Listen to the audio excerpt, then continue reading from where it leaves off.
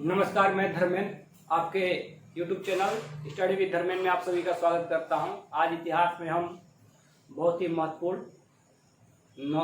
Topic विषय नवरत्न के बारे में पढ़ेंगे। सामान्यतः नाम है, लेकिन जब लिखने को कह दिया जाए प्रश्न के रूप में आ जाएगा कि इनमें से कौन किस राजा का नवरत्न था या नहीं था, तो कन्फ्यूजन वाली स्थिति हो जाती है। तो नवरत्न का जब नाम आता है तो सामान्यतः दो राजा, एक चंद्रगुप्त विक्रमादित्य। चंद्रगुप्त विक्रमादित्य कौन? गुप्त वंश का महानतम सम्राट, गुप्त वंश का महानतम सम्राट चंद्रगुप्त द्वितीय, जिसने विक्रमादित्य की उपाधि ली थी। अगर आपसे कोई पूछे कि भारत में सबसे ज्यादा महत्वपूर्ण उपाधि कौन सी है, तो विक्रमादित्य की है। कितने राजाओं ने उपाधि ली? 14 राजाओं ने। इन 14 राजाओं में सबसे प्रसिद्ध कौन विक्रमादित्य है? तो चंद्रगुप्त द्वितीय ही विक्रमादित्य सबसे प्रसिद्ध विक्रमादित्य है। ठीक है। इसके बाद अकबर महान का नाम आता है। ठीक है। मुगल बादशाह, जो सबसे प्रसिद्ध मुगल बादशाह था, अकबर महान का नाम आता है, जिसके दरबार में नवरत्न थे। इसके अलावा एक तीसरा शासक, जिसे इतिहास में द्वितीय अशोक के नाम से प्रसिद्ध है, यानी कि अशोक के बाद किसी राजा ने बौद्ध धर्म में सबसे बड़ा कार्य किया, तो वो कनिष्क था, कुशा वंश का महानतम शासक। तो आइए इनके दरबार में कौन कौन से नवरत्न थे, इनको देख लेते हैं। ठीक है। सबसे पहले बात करते हैं अकबर। अकबर यानी कि मध्यकालीन शासक। इसका जो पीरियड है सबको पता होना चाहिए, 1556 से 1604 ईस्वी। 1604 ईस्वी। ठीक है। इनके दरबार के नवरत्नों को देख लेते हैं। अब्बुल फजल, आईने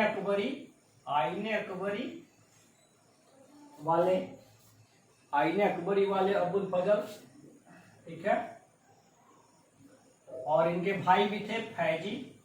अब्बुल फजल के भाई फैजी, बेसिकली अब्बुल फजल जो थे सबसे प्रसिद्ध कवि थे अकबर के दरबार के, और फैजी जो थे फारसी कवि होने के साथ साथ गणितज्ञ भी थे। अकबर ने क्या किया था, अपने पुत्रों को शिक्षा देने के लिए फैजी को नियुक्त कर रखा था, अब्बुल फजल और फैजी को।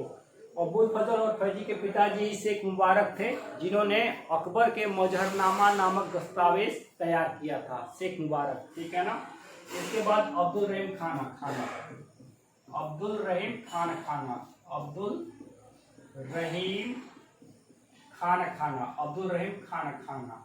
इनकी उपाधि थी। ये क्या थे? बैरम खां के पुत्र थे। अगर बैरम खान कौन? अकबर के प्रारंभिक 4 वर्ष का जो संरक्षक था बैरम खान, उन्हीं का लड़के अब्दुल रहीम खान। बैरम खान की मृत्यु के बाद अकबर ने बैरम खान की विधवा से शादी कर लिया था। शादी करने के उपरांत ये अब्दुल रहीम खाना को पुत्र की तरह स्नेह देते थे। ठीक है। इसके बाद जो थे राजा टोडरमल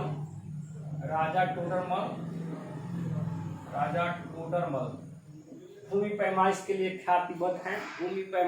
ख्यातिबद्ध है। राजा टोडरमल यानी अकबर के वित्त मंत्री भी थे। पांचवा है तानसेन। कौन है?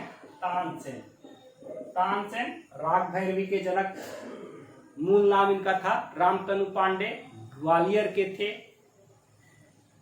किसी के फ्रीक्वेंसी को पकड़ लेते थे, रेंजोनेस को पकड़ लेते थे, मन के भाव जानते थे और राग पैदा कर देते थे। ठीक है ना। तानसेन के बाद जो है मुल्ला दो प्याजा। प्याज से इनको विशेष लगाव था। अकबर के रसोइया थे और ये बहुत ही वाक्यपटु थे। वाक्यपटु यानी कि किसी की बात को काटने के लिए प्रसिद्ध थे। अकबर इनकी वाक्यपटुता से काफी प्रभावित था। ठीक है। इसके बाद फकीर अजीउद्दीन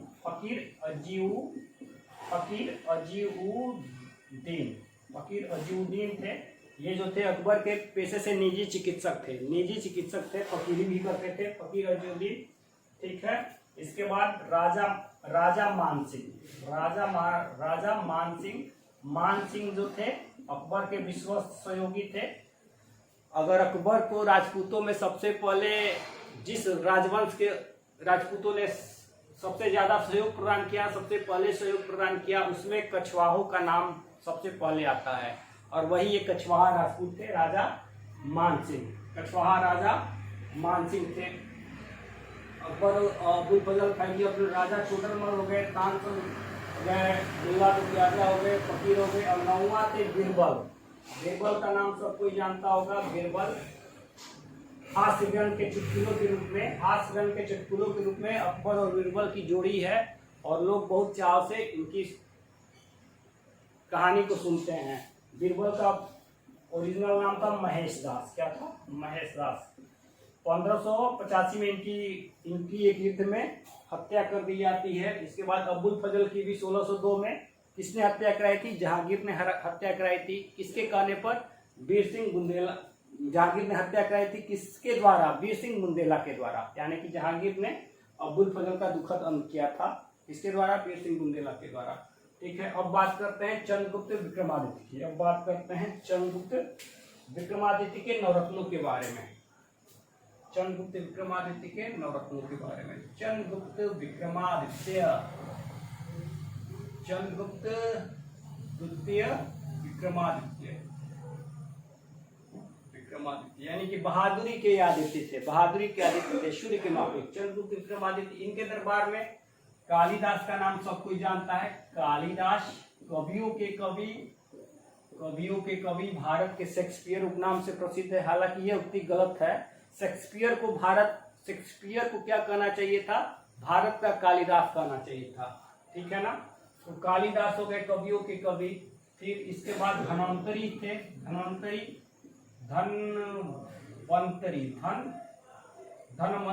थे। क्या थे? ये चिकित्सक थे। धनवंतरी क्या थे? चिकित्सक थे। ठीक है ना। धनवंतरी के बाद थे वराहमिहिर। ध्यान दीजिएगा, वराहमिहिर थे। वराहमिहिर क्या थे? ये खगोलविद थे। खगोलविद। ठीक है। साथ ही ज्योतिषाचार्य भी थे।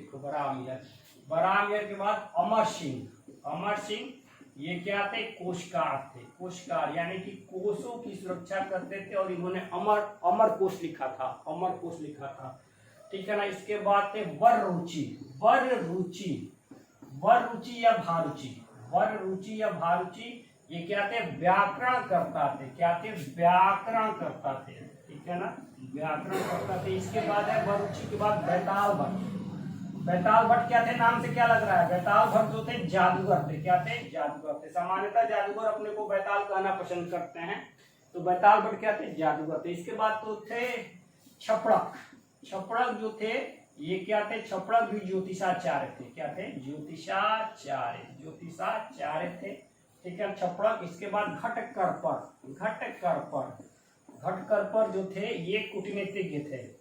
कैसे युद्ध करना है, कैसे युद्ध में विजय करना है, कैसे सामने वाले राजाओं को हराना है, ये घटकरपर सहयोग करते थे। किसको? चंद्रगुप्त विक्रमादित्य को। इसके अलावा शंकु जो थे इंजीनियर थे। यानी कि बहुत बड़े बड़े भवन निर्माण करना है, सारा काम शंकु जी देखते थे। यानी कि ये जो आप बोल सकते हो कि इंजीनियर थे, यानी कि अभियंता थे। तो क्या हो गए? 1 2 3 4 5 6 7 8 9। ठीक है ना। कालिदास, धन्वंतरी, वराहमिहिर, अमर सिंह, वररुचि, बैताल भट्ट, छपड़क, घटकरपर, शंकु। इसके बाद अब कनिष्क को भी देख लेते हैं। कनिष्क। ठीक है। चंद्रगुप्त विक्रमादित्य के पीरियड की बात किया जाए तो इनका जो पीरियड है 375 से 414 ईस्वी। कनिष्क यानी कि द्वितीय अशोक। कनिष्क इतिहास में द्वितीय अशोक के नाम से प्रसिद्ध है। बौद्ध धर्म में अगर अशोक के बाद सबसे ज्यादा प्रचार प्रसार में काम किया तो कनिष्क ने किया। कनिष्क ने ही सर्वाधिक शुद्ध सोने के सिक्के चलाए थे। ठीक है ना। वैसे कुषाणों के लिए है, लेकिन सबसे ज्यादा कनिष्क ने मतलब शुद्ध सोने के सिक्के यानी कि प्योर सोने के सिक्के चलाए थे कनिष्क, द्वितीय अशोक। ठीक है। कनिष्क का अगर समय देखा जाए तो 78 ईस्वी से लेके 101 ईस्वी।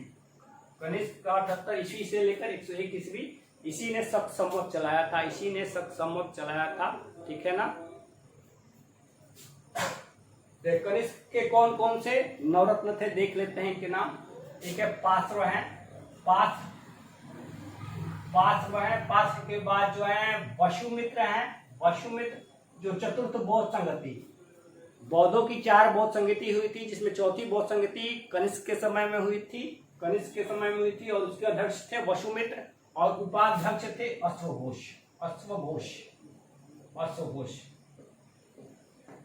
ठीक है ना, अश्वघोष थे।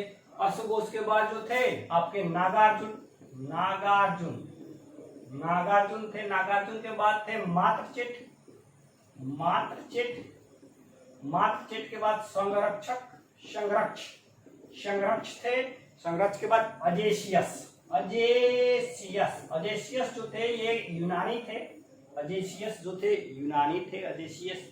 अजेशियस के बाद जो थे क्या बोलते हैं अजेशियस, ठीक, उसके बाद थे चरक, चरक थे शल्य चिकित्सा के, ठीक है ना, चरक जो थे, चरक जो थे आपके चिकित्सक थे, क्या थे, चिकित्सक थे, यानी कि आपके क्या बोलते हैं कि स्किन के डॉक्टर, स्किन के महान डॉक्टर थे चरक, ठीक है ना, चरक थे।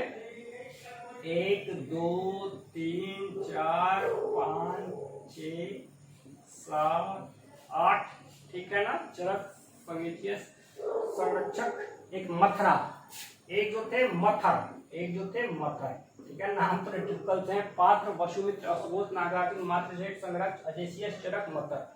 नवरत्न की जब चर्चा आती है तो अकबर और चंद्रगुप्त विक्रमादित्य का भी नाम आता है, लेकिन बहुत कम लोगों को पता है कि कनिष्क के दरबार में भी 9 महान विभूति थे, जिसको आप नवरत्न की संज्ञा दे सकते हैं।